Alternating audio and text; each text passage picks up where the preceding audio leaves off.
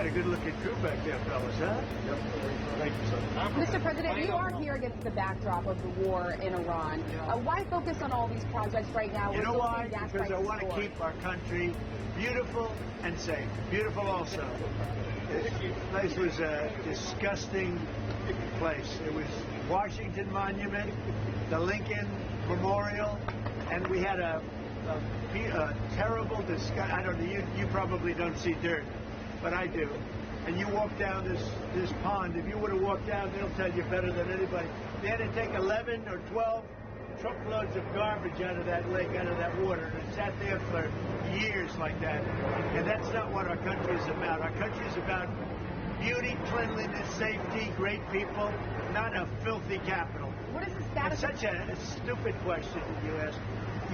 We're fixing up the reflecting pond to the Lincoln Memorial, the Washington Monument, and you say, why are you fixing it up?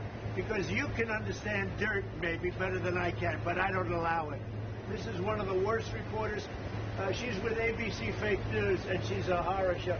She's saying, why would you bother fixing this up? Why would I bother taking 11 or 12 truckloads of filth out of the water in front of the Lincoln Monument?